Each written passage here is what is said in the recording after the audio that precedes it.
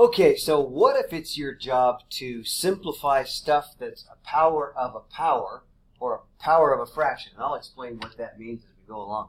So here's a power, a to the fifth. Okay?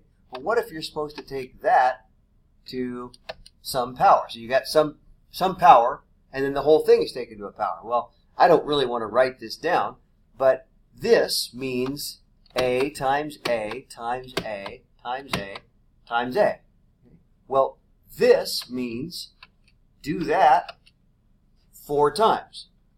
So what you're really going to have is 4 groups of 5 A's. So if I were going to do it, I'd write a times a times a, and I'd have a whole bunch of A's all lined up here. In fact, I'd have 20 of them. Okay? So I'd end up with a to the 20th power. So the simple way to think of that is say, look, there's 4 groups of 5 A's. That makes 20 of them. So when you get to something like this, here's 4 groups of 3 A's, so that's 12 A's lined up multiplied. Here, well, this might be a little trickier because now not only is the a squared being taken to the 4th power, so is the 3. So we'll just do those separately. 3 to the 4th power is 3 times 3 times 3 times 3, so 4 of them lined up multiplied. That's going to be 81. Okay? And then here is 2 A's lined up multiplied, but then there's 4 groups of 2 A's, so it'll be a to the 8th. So you've probably noticed by now you could simply say, well, why don't you just multiply the exponents? Okay? And I would completely agree with you. Just be careful because then you'll go back and you'll be doing something like this that says m to the 2nd power times m to the 5th, and you'll be tempted to write that as m to the 10th because you got used to multiplying the exponents.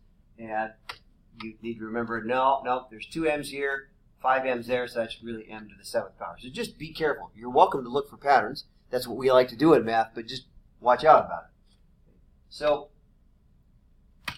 now, look down at this one.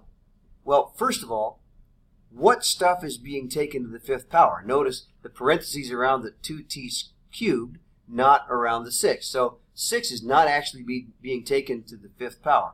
So what I want to do is deal with this part first. Let's just take care of that. Okay. 2 to the 5th power, that's 5 2's lined up multiplied. That's 32. Okay.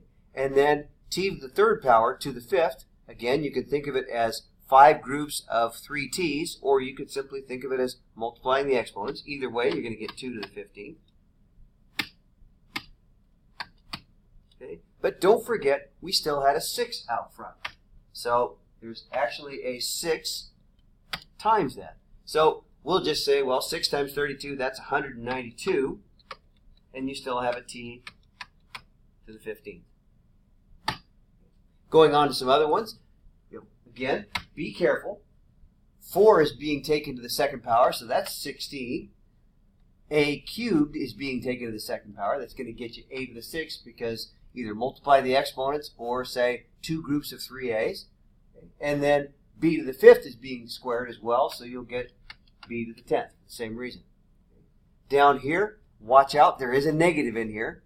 Negative 3 to the 3rd power. That's negative 3 times negative 3 times negative 3. That's negative 27. Okay. M to the 4th to the 3rd is m to the 12th. And p to the 5th to the 3rd is p to the 15th. Okay. Remember, you can multiply the exponents, or you can think of it as 3 groups of 5 of them. Whichever one works for you, just be careful.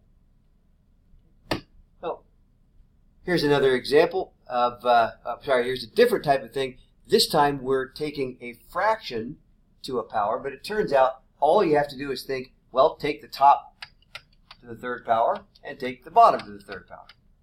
Now you're done. So when I get to this one here, I'll say, look, it's a fraction, so I'll put a big fraction bar. Up on top, 2 is being squared, so that's 4. A to the 4th is being squared, so I'll get a to the 8th. Okay. And b to the 5th is being squared, so I'll get b to the 10th. There I go. So you always get somebody that writes something sick like this, and I know I totally get it. Who in the world would do this? Well, I promise you, again, nobody actually does this sort of thing for a living. They don't come along and simplify stuff with expressions. But we do have lots of times where we expect you to use multiple skills to solve a problem, and these math skills that we're using are applicable in lots of different places. So we're just trying to put you to work, helping you learn to use them. I think what I'm going to do first is say, look, let's just simplify that whole mess in there first before we try squaring it all. So here I go. First, let's say, 12 and 4, that reduces to 3 and 1. So that's simplified there. Here's an a to the third, but there's an a squared over here as well, so that's really a to the fifth. So 5 a's lined up, multiplied. And there's 7 of them down here. So why not cancel a bunch of pairs? In fact, 5 pairs of a's. That'll leave me only 2 a's down below. Here's some b's. There's a b here and 3 b's up there. So when I cancel all the b's I can, I've got b to the second power. I think I've taken care of all the stuff in there. But let's not forget the whole thing was squared. Okay? So now we can say 3 squared. Well, that's 9. B squared squared, that's b to the 4th.